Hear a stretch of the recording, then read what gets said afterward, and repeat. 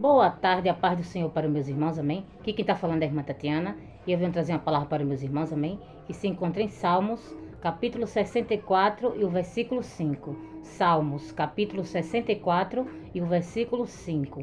Quem tiver Bíblia quiser acompanhar, meus irmãos, que diz assim: Firmam-se em mau intento, falam de armar laços secretamente e dizem: quem os verá?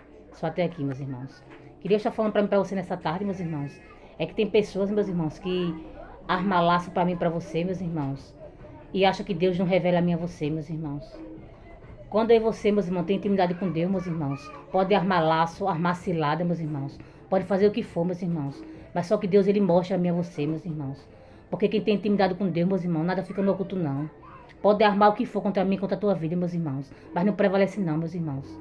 Porque quando vocês são uma mulher e um homem de Deus, meus irmãos, nenhuma arma preparada contra a minha tua vida prosperará, meus irmãos. Porque Deus hoje, nesta tarde, está quebrando toda a ferramenta do inimigo contra mim, contra a tua vida, meus irmãos. Pode armar o que for, meus irmãos.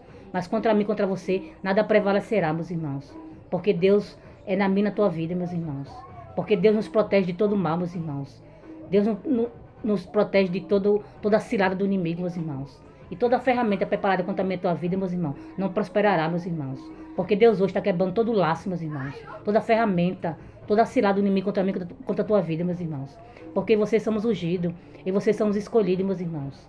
E quando vocês somos ungidos e escolhidos, meus irmãos, nenhuma ferramenta contra mim, contra a tua vida, prospera não, meus irmãos. Pode armar o que for, meus irmãos, no secreto, no escondido. Mas Deus, ele nos mostra, meus irmãos. Deus, ele nos revela. Pode armar o que for, meus irmãos, porque acha que, né, que Deus não mostra pra gente. Deus, ele não só mostra a você, meus irmãos, como ele desfaz, meus irmãos. Toda a ferramenta do inimigo preparada contra a amigo da tua vida, meus irmãos. Porque o inimigo tem que saber que na minha e na tua vida ele não pode, meus irmãos.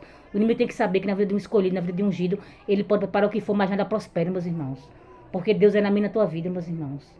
E só até aqui, meus irmãos. Foi pouco a irmã Tatiana entendeu essa palavra. Fiquem todos com Deus, a paz do Senhor e tenham uma boa tarde.